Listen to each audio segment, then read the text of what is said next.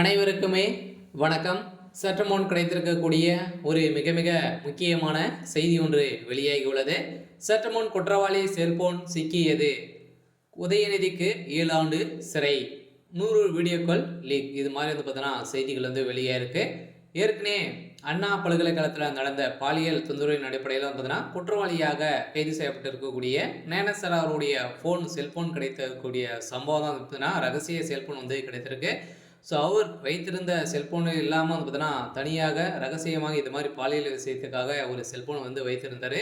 இந்த ஃபோனில் கிடைக்கப்பெற்ற ஆதாரத்தின் அடிப்படையில் பார்த்தீங்கன்னா 100க்கும் மேற்பட்ட வீடியோக்கள் சிக்கியிருந்த நிலையில் பார்த்தீங்கன்னா இதில் வீடியோ கால் மூலமாக பேசியிருக்கக்கூடிய அனைத்து நபர்களும் பார்த்தீங்கன்னா சிக்கியிருக்காங்க. இதில் உதயநிதி ஸ்டாலின் அவர்களும் இருந்திருக்கக்கூடிய நிலையில் தான் இப்போ அதிரடியாக பார்த்தீங்கன்னா குற்றவாளி கொடுத்த வாக்குமூலத்தாலும் உதயநிதிக்கு ஒரு மிகப்பெரிய சிக்கலாக தான் விழுந்திருக்கு. அண்ணா பல்கலைக்கழகத்தில் நடந்த பாலியல் விவகாரத்தால் உதயநிதிக்கு 7 ஆண்டு சிறை தண்டனை வழங்கியிருக்கக்கூடிய சம்பவம் தான் இப்போ திமுகவுடைய தலைமையகத்துக்கு ஒரு மிகப்பெரிய இடியாக விழுந்திருக்கு. இருந்தாலும் என்ன நடக்க போகுது அப்படின்றத வெயிட் பண்ணி பார்க்கலாம்.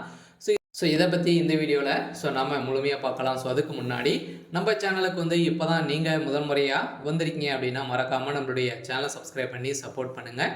வாங்க வீடியோக்குள்ளே போகலாம்.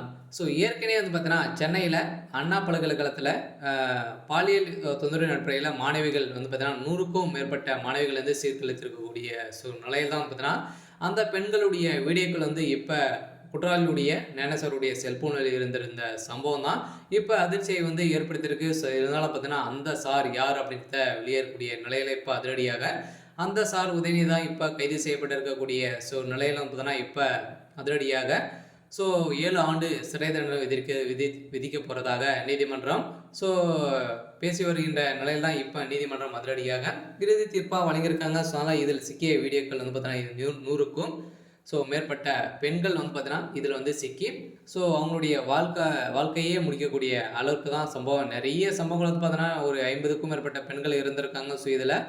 அதை தொடர்ந்து இப்போ சிக்கிருக்கக்கூடிய பெண்களும் பார்த்தீங்கன்னா சீர்குலைத்திருக்கக்கூடிய நிலையில் தான் பார்த்தீங்கன்னா இப்போ குற்றவாளியாக கைது செய்யக்கூடிய ஞானசேகர் அவர்களுக்கு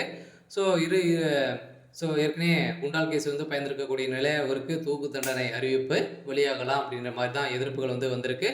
இதில் உறுதுணையாக இருந்த உதயநிதி ஸ்டாலின், திமுக சேர்ந்த அமைச்சர்கள் இவங்களாம் சிக்கியிருக்காங்க. இவங்களுக்கு என்ன தண்டனை கிடைக்க போகுது அப்படின்றது தான் எல்லாருக்குமே கேள்வி. இப்போ பார்த்தீங்கன்னா சென்னையில் பெண்களுக்கு எந்த ஒரு பாதுகாப்பும் இல்லாத ஒரு அரசாக தான் திமுகவுடைய அரசு இருக்கு இல்லையா. திமுகவுடைய அரசை எதிர்த்து போராட்டங்களும் நடத்திருந்த நிலையில் இப்போ அதிரடியாக அந்த சார் உதயநிதி தான் அப்படின்ற மாதிரி இப்போ வெளியாக இருக்குது. அதனால் இப்போ அதிரடியாக கைது செய்யப்பட்டிருக்காரு. இருந்தாலும் என்ன நடக்க போகுது அப்படின்றத நம்ம வெயிட் பண்ணி பார்க்கலாம். இது மாதிரி செய்திகளை தெரிஞ்சுக்கணும் அப்படின்னா மறக்காமல் நம்மளுடைய சேனலை சப்ஸ்கிரைப் பண்ணி சப்போர்ட் பண்ணுங்கள். தேங்க்யூ.